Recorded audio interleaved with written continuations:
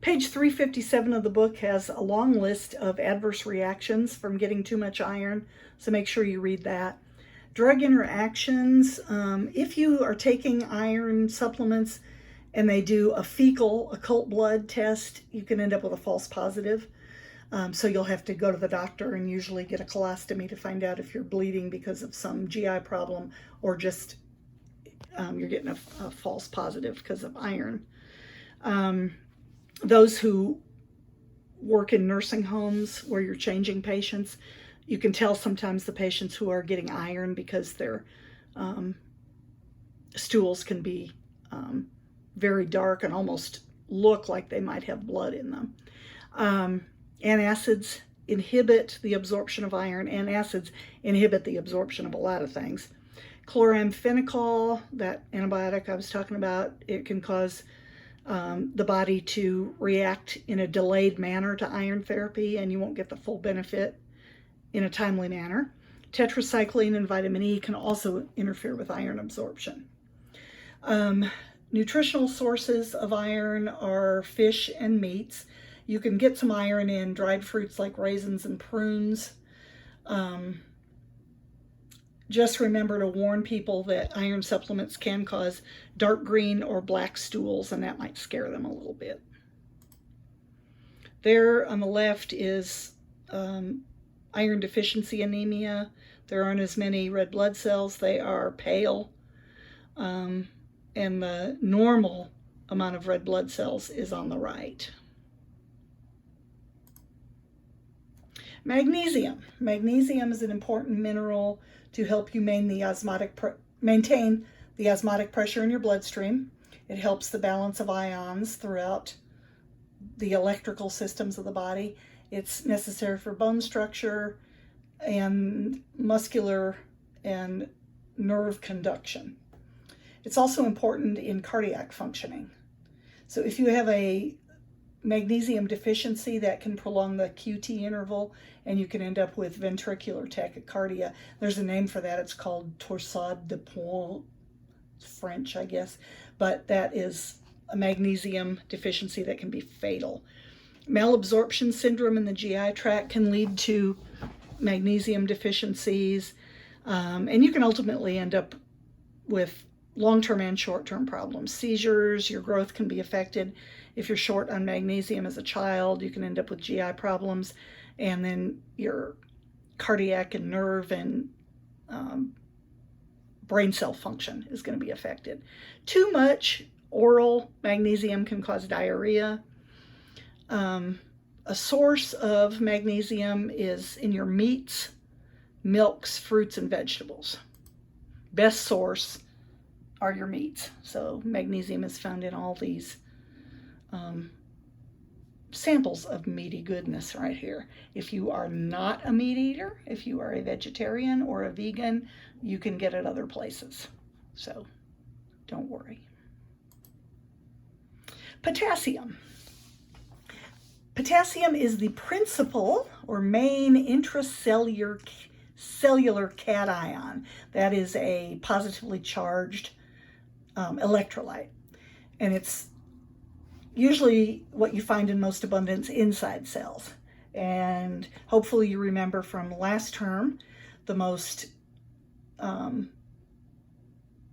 commonly seen extracellular cation is what? Yes, you're right, sodium.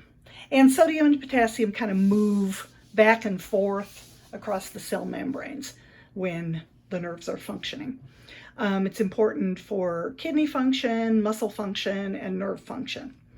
Potassium can be given prophylactically as a preventative for somebody who's got kidney disease, such as nephrotic syndrome, where their glomerular filtration rate is really decreased because of dying kidney cells.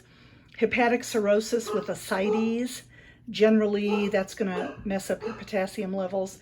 Hyperaldosteronism, too much aldosterone, which affects your fluid balance. You can replace potassium in all these instances. It can be taken PO or IV.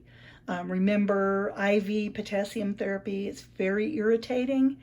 Has to be run at kind of a low level IV, very, very irritating to the veins. And if you're going to crush potassium and give it in the feeding tube, you've got to do it by facility policy, and you want to make sure it's fully diluted.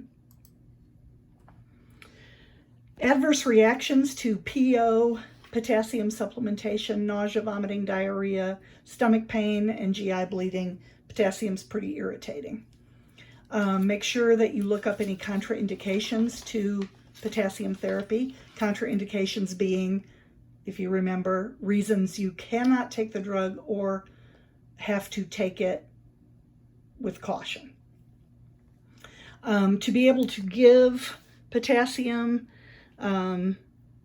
it's got to be properly diluted. You have to keep an eye on the serum blood levels. So if someone's had too much potassium or not enough, they're going to have blood draws to make sure that they have a good potassium balance. Lots of dietary sources, including potatoes.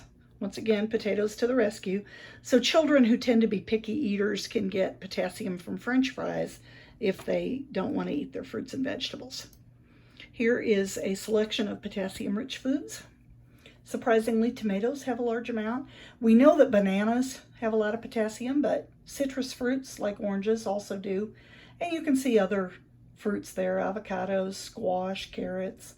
It's in beets and broccoli. So it's very, very easy to get potassium if you eat a variety of fruits and vegetables. But if you don't want to do that, potatoes also are good. You can tell I like potatoes. All right, zinc. Zinc comes at the end of the alphabet. Not a huge amount of zinc is needed, but it's absolutely essential for tissue strength, tissue repair, normal growth and development. Your bones won't properly mineralize if you don't have zinc. If you want to have your kidneys and liver detox your body properly from certain substances, you got to have enough zinc. That'll help the cells in their synthesis of DNA and protein. And you can prevent zinc deficiency, which will aid wound healing.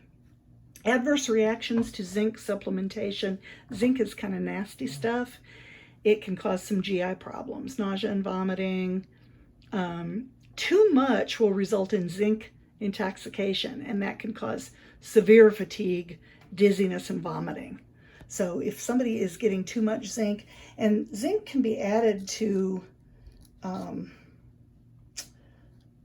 like things that you would take to boost your immune system. So Emergen-C and things along those lines, airborne, stuff like that. Some of them, I can't remember right off the top of my head what contains zinc, but if people take large amounts of zinc thinking they will ward off like colds or COVID-19 or something like that, they can have zinc intoxication and they can get really sick.